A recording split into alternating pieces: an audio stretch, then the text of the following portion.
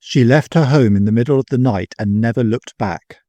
The man who found her never asked why, but by morning he knew. 2 people were on the North Road that night. Neither of them should have been. The hour was past 2, the road was empty, and October had come down hard on the county. One of them had walked out of her front door and left it standing open behind her. The candle still burning on the sill, the gate still unlatched. Everything she could not carry left exactly where it was. She took one case. She did not take a lantern. She walked as though stopping to think would be worse than the cold. Whatever she had left behind her, she did not expect it to follow. But she could not stop herself looking. Every sound in the hedgerow was a footstep. Every shift of wind was a door opening. The other came out of the fog like a judgment. 2 lamps and the sound of hooves moving far too fast for a road this narrow, this dark, this late at night.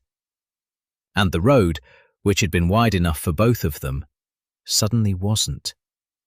The horses screamed, the wheels struck stone, and then silence. The night that should have carried them past one another broke instead, and held them both until morning. He came down from the carriage before it had fully stopped.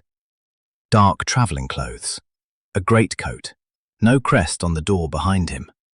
A plain chaise, a single coachman, nothing to mark whose carriage it was. That, as it happened, was rather the point. He was not a man who wished to be announced. Are you hurt? Don't move. Answer me first. Are you hurt? Your horses. The horses are fine. You are not. Your ankle. It's nothing. It was not nothing. She discovered this when she tried to stand, and the road disagreed with her. May I? 2 words. She would think about them later. How he had asked. How, in the whole of that long night, he never once touched anything that was not offered. He had nothing to bind the ankle with, so he unwound his cravat, the white linen unspooling in the lantern light, and knelt in the mud of the North Road as though it cost him nothing at all. This will hurt. I'm sorry for it. You have a very alarming way of introducing yourself. I find the usual ways rarely work. The coachman brought worse news. The wheel was past mending, and one of the pair had strained a foreleg in the swerve that saved her life. I could chance the bay to the village, sir. 5 mile, near enough. Bareback, in the dark, on the same road that broke the wheel. Walk. I'd rather lose the night than the pair. So the coachman walked. 5 miles to the village, and no wheelwright alive would hang a wheel by lantern light. The repair would come with the dawn, and not a minute sooner. Which left a man, a woman, an injured ankle, a broken carriage, and 6 hours of October dark. You'll freeze in that ditch, and I am not such poor company as I look. Your name, if I may have it? She hesitated. Every instinct in her body said, give nothing. Your name can be remembered. Your face can be described. Every word you say to this man can find its way to people you do not want finding you. Charlotte. Miss? Just Charlotte. Then, at 2 in the morning, I think, just Alexander. He did not ask why a woman was walking the North Road alone at 2 in the morning. He asked instead about the cold, and whether the village had a decent inn, and whether she thought the rain would hold off until dawn. Small things. Safe things. She gave him nothing. He tried the harvest. She said she didn't know. He tried the county. Was she local? A pause so long it became an answer in itself. And then, I was. You're travelling to town, then? Yes. At 2 in the morning, on foot, without a lantern. She looked at her hands and said nothing at all. And he, who was not a fool, let the silence stand. He catalogued her without meaning to, the way a man does when a woman won't speak and the silence must be filled with something. Her gloves were good, but mended. Her cloak was wool, not cotton. She was not poor. There was an ink stain on the thumb of her left glove, and her hands, which she kept very still in her lap, were shaking. Not from cold. He'd given her his greatcoat 20 minutes ago, sweeping it around her shoulders in the middle of a sentence so that she should not have to thank him for it. She had noticed, and been thoroughly annoyed with herself for noticing, that it smelled of cedar and ink. No, the shaking was something else. She was frightened down to her bones, and she was working very hard to make sure he couldn't see it. I am not going to ask you what happened, but I will say this. Whatever is behind you on that road, it is behind you. And I am not in the habit of sending people back to things they have run from. Something shifted in the carriage after that. Not trust, not yet, but the white-knuckled grip on her case loosened by a degree. She moved it from her lap to the floor, and when he offered his flask, brandy, the good kind, not the sort you buy at coaching inns, she took it without argument. You're very calm for a man stranded on a dark road with a stranger who won't tell him her name. I've had worse evenings, though not many. He produced, from somewhere beneath the bench, a travelling case.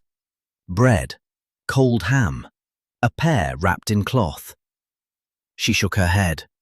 He set the case between them, open, and said nothing more about it. 20 minutes later, without a word, she took the pear. He did not look at her while she ate it, which was the kindness she hadn't known she needed. She almost smiled. It was the first time anything in her face had moved toward warmth since he'd found her in the ditch, and he noticed it the way you notice a window opening in a closed house. He noticed it, and he said nothing, and he let it be. The hours moved. The lamp burned. He told her small things about himself, carefully chosen, nothing that would identify him to anyone who knew the county. That he'd been in London, that he was travelling north on business, that he had inherited something complicated from a relation he barely knew, a property he had never once visited, and had been, in his own words, a coward about seeing to it. She listened more than she spoke, but she was listening, and that was its own kind of opening. What sort of business sends a man down the North Road at 2 a.m, as though his life depended on it? The sort you'd rather arrive at before anyone knows you're coming. That I understand. The cold moved them. That is what they would both have said, and it was even partly true. Somewhere in the third hour, they were on the same bench, shoulder to shoulder, a careful distance between them that neither of them remarked upon, which was, of course, itself a kind of remark.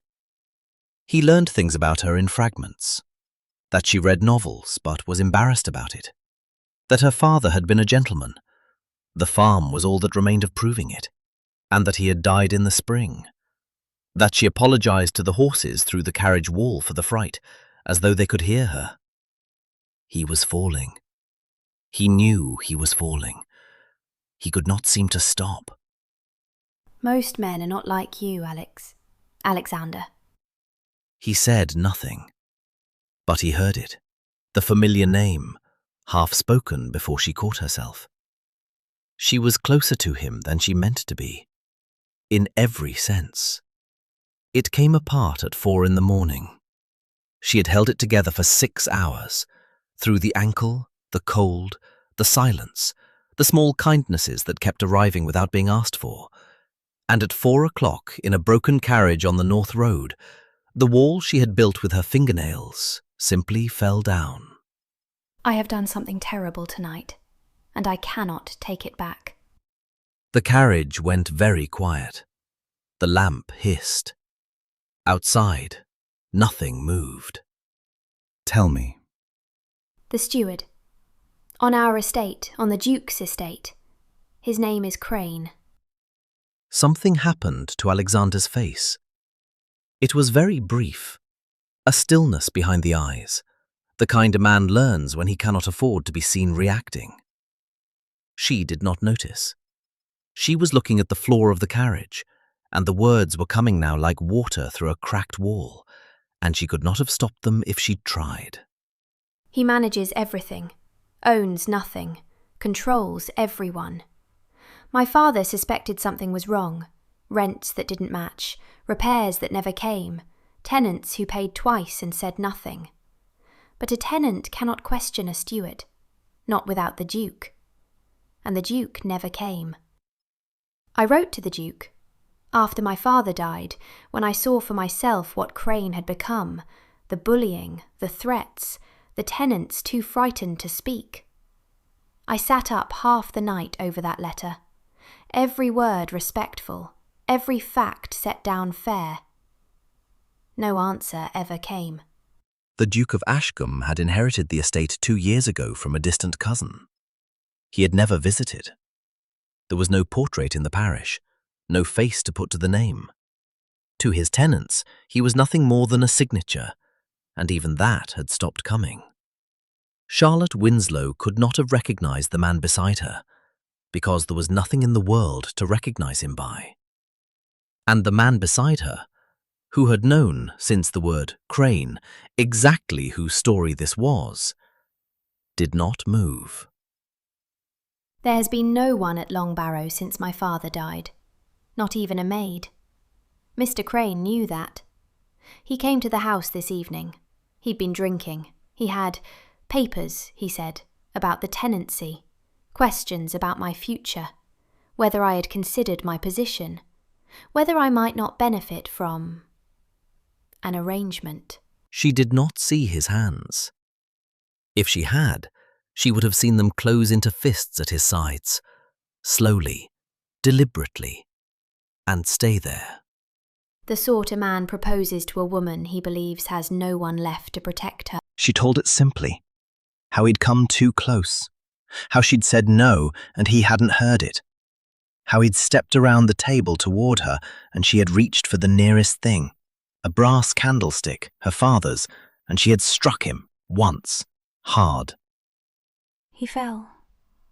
He didn't get up. He didn't move. I stood there for I don't know how long. He was so still, so terribly still. I didn't stay to see if he was breathing. I took my case, and I walked out of the door, and I have been walking ever since. And I am telling a stranger, in a carriage, at 4 o'clock in the morning, because I have no one else in the world to tell. He was quiet for a long time. He had been quiet, she realized, through all of it. Not a single question, not a single interruption. She had taken his silence for patience. It was not patience. It was a man listening to the cost of every letter he had never opened, every visit he had never made, every month he had spent in London pretending an estate could run itself. Then he spoke, and his voice was not what she expected. Charlotte, I am the Duke of Ashcombe. Crane is my steward, and I am the reason there was no one above him to keep you safe. She stared at him, as though the carriage had fallen through the road. I am the man who never came. I am the man who left his estate in the hands of someone who would do what was done to you tonight. And your letter, I never received it. But that changes nothing. I should have been there. I should have known. She said nothing. For a long time, she said nothing at all. Then we are both here because we ran from something we should have faced. He looked at her, and for the first time that night, he had nothing to say. She had, in one sentence, drawn them level. His years of running from the estate against her hours of running from the house. Two people in a broken carriage, both believing they had ruined something. It was she who spoke next, and what she said was very quiet. He is gone, Alexander. I felt him fall. I heard the silence after. I cannot promise you he is well. I was not there. but a man struck once, in a moment. People survive worse every day. And if he is sitting in your kitchen nursing a headache and a grudge, which I believe is more likely than not, then I intend to give him a great deal more to worry about than a sore head. Somewhere in the last hour, after the worst had been said and the silence that followed had turned from terrible to something almost like peace, she fell asleep. Her head found his shoulder the way it had been trying not to all night, and he held perfectly still. For an hour, while the lamp died and the first grey crept into the window, the Duke of Ashcombe sat like a man holding something that would shatter if he breathed. He did not breathe. She woke at first light, discovered where she had been sleeping, and sat up like a woman who has been caught stealing. And he, who had not slept 1 minute, closed his eyes and feigned it, so that she should not have to be embarrassed in front of a waking man. He gave up even the acknowledgement. Then, from somewhere down the road, the slow creak of a cart and the coachman's voice calling ahead. I'm taking you home. Alexander, if he's... Then you defended yourself against a man who forced himself upon you in your own home. And any court in England will hear it so, because I will be the one standing beside you. But we will not know until we go back. So we go back. Get in. The ride was 20 minutes, and neither of them spoke. She watched Long Barrow's beech trees rise out of the morning and gripped the seat until her knuckles went white. The front door was ajar, exactly as she had left it. Stay behind me. They found him in the kitchen.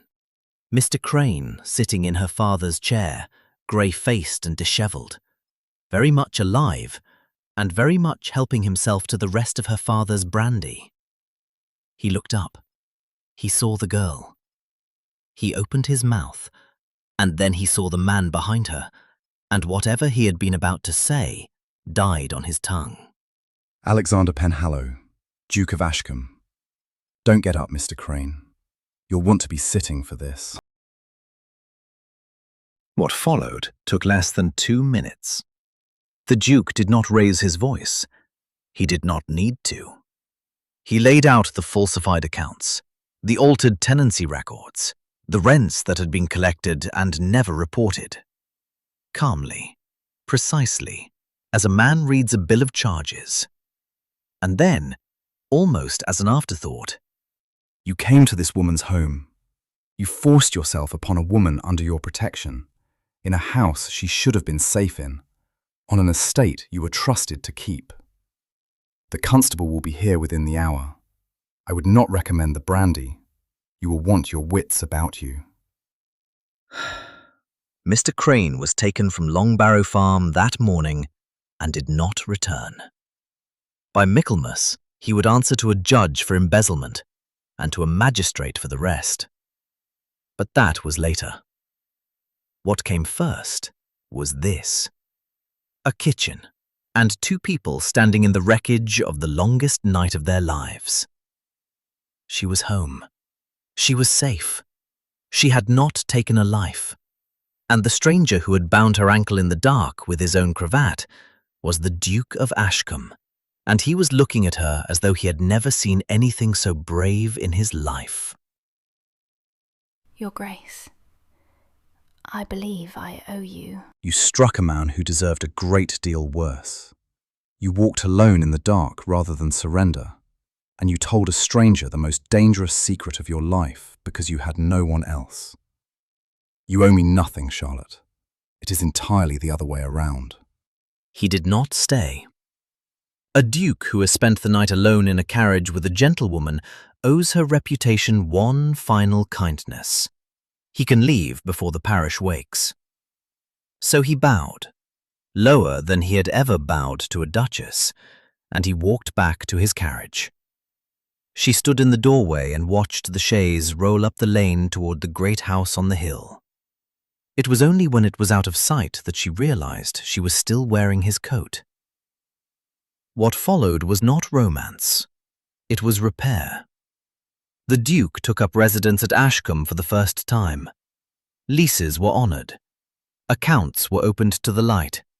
The Winslow tenancy was confirmed in Charlotte's name, not as a gift, but because it had never been anyone else's to take. Justice, with her pride left standing. He did not call on her. It would not have been proper, and he understood by then that the propriety was the point, that she had been made to feel small by one powerful man, and she would not be made to feel beholden to another. And then, on an evening in November, the Duke of Ashcombe sat down at the estate office desk for the first time and began to go through what Crane had left behind. Ledgers, tenancy records, unanswered correspondence, months of it, stuffed into drawers and stacked on shelves. And halfway through the second drawer, he found it. Her handwriting. Careful, respectful, every fact set down there. A letter from a woman alone, written at the end of her hope, addressed to a duke who had never come, and opened, read, and put back in the drawer by the very man she was writing about. Crane had read her letter. He had read every word of it, and he had buried it, and he had gone to her house that evening anyway. In the morning he did not call for the carriage. He walked, the master of Ashcombe, hatless, on foot like a petitioner, the 2 miles down to Longbarrow Farm, with her letter in his breast pocket, and no idea what he meant to say. She came to the door without a limp. She stood in the house that was hers again, and she looked at the man at her gate, mud on his boots, her letter against his heart, and neither of them managed a word for a moment. You told me once you wrote to the Duke and no answer came. I found your letter last night, in Crane's desk. He had read it and he had buried it, and I was not here to stop him. I cannot undo what my absence cost you, but the man standing at your gate is not the man who stayed away. He is trying very hard to be someone better, and if you would permit him to visit, just once. Once will not be enough, Alexander. He came every day after that.